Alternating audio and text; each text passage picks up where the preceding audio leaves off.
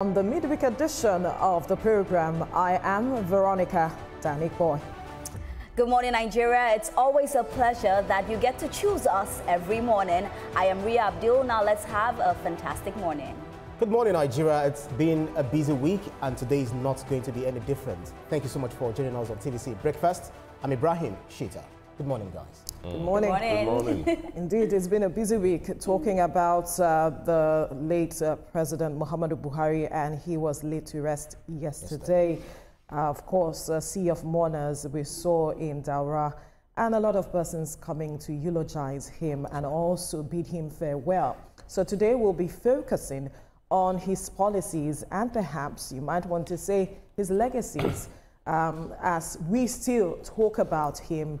As we get along on the program, we'll also focus on stories that are trending now and as well as stories on the front pages of the newspapers.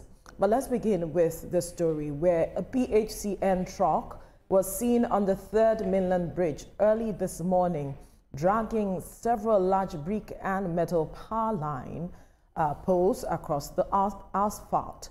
This action created sparks and posed a serious safety hazard to other road users.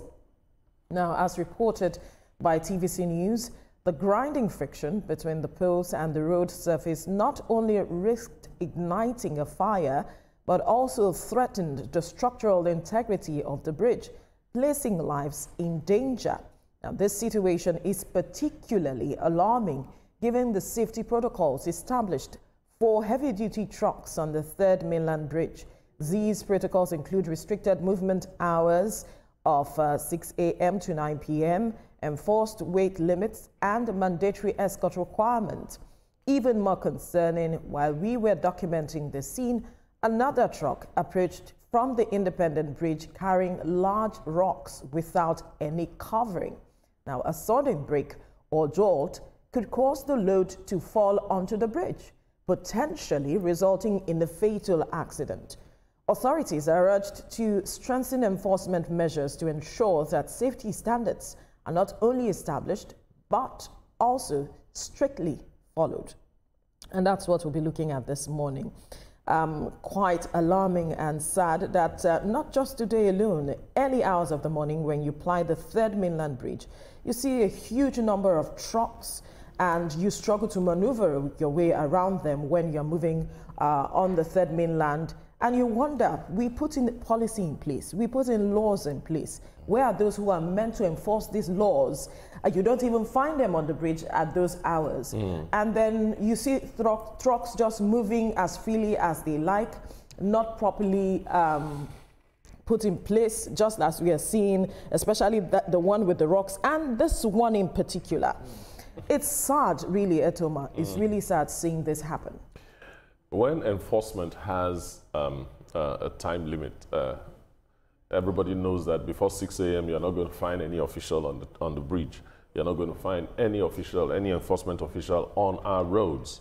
And from 6 p.m., everybody has disappeared, and maybe only LASMA.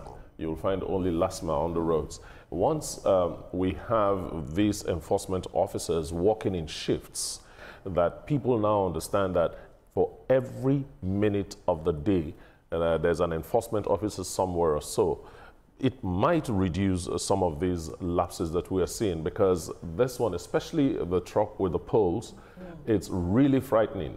The sparks were going on. And now, imagine that road has just been resurfaced. I mean, the damage. Yeah. So we're going to have cracks all there, and it's rainy season. That means those cracks will expand. And that's how we will need to resurface the bridge again in less than 3-4 years. It's unfortunate. Wear and tear already happening because on a daily, the inflow of traffic on that 3rd Mainland Bridge is something that you do not want to really talk about. It's huge when you're talking about the flow of traffic there. But talking about the wear and tear, as you mentioned it, my mind just goes there that it behoves on all of us to take responsibility for maintenance of whatever structure government has put in place, and not just government on their own. Because we cannot just leave everything on the government. It's not possible. And the fact that this is not only endangering lives, this is endangering the road as well, because this is definitely going to destroy the road. And I saw the sparks and I'm like, that it could have just caught fire. And imagine fire at the 3rd Mainland Bridge. That's like a big disaster. I feel like some of these trucks need to be checked before they even go on the road. I tell you what, Veronica, some of these trucks don't have lights. They are moving without lights, one headlight, no horn. Like, there's something just wrong with them. One challenge or the other. One thing or the other. And then again, we talk about these drivers. Some of them allegedly are going drunk. Some of them don't even have driver's license. So it is scary when I see these trucks and I'm telling my driver, please just move far away, because anything can happen at any time. Yeah. I feel like we need to do checks on these trucks before we even put them on the road. Because if we're even saying... That's the law. That's what's supposed to happen. The thing is that if we're even saying that we want last man, all the people to be on the road, there are times that they are not on the road. Yeah. So I think that the people that are enforcing proper checks, that's what should be done. Like, you cannot have heavy rocks like this and not have a covering, because one break, this thing will fall down, that bus is going to hit the bus. In fact, Ibrahim, you were there seeing this happen. Thank God I had passed, because I don't know what I would have done. I would have been afraid, wondering, okay, how do I maneuver around these trucks? But what also came to mind is that this is PHCN. Of course, it was carrying some poles that it was going to use for electricity. Yeah. So shouldn't they be thinking of better ways of transporting these kinds of poles, knowing that, okay, this truck may not be able to handle it, because as it is struggling. That truck was struggling to move those the weight of those poles. But talk to us from your point of view. What was going on through your mind when you were filming this and watching what was going on, and perhaps what PHCN can do better? Yeah, we were just having a gist, just a regular gist with the driver, you know, in the car on our way to the office this morning, and then I saw that thing.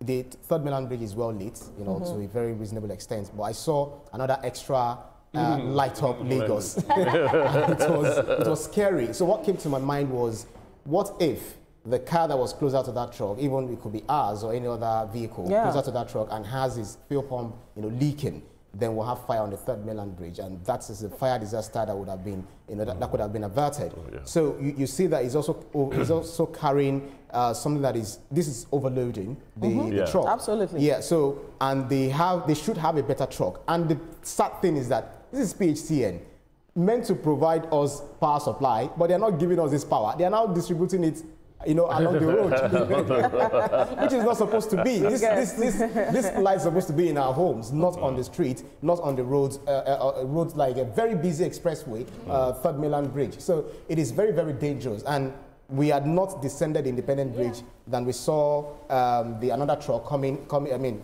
it was ahead of us. No, it actually descended behind us. I saw it. I told the driver to slow down. And why didn't this truck have a cover, you know, at the back? So imagine it matched the brake. What could happen? And this is a very large rock, huge rock. Yeah, this second truck is also very concerning, because one of those boulders goes down. It's not going to be a single accident. It's going to be a chain. Yeah, exactly. Because everybody coming behind it are coming on speed. So it's going to happen all of a sudden. Yes, we are just picturing what could have happened, but it's important that as we picture it, government does the needful. That's the essence for this conversation.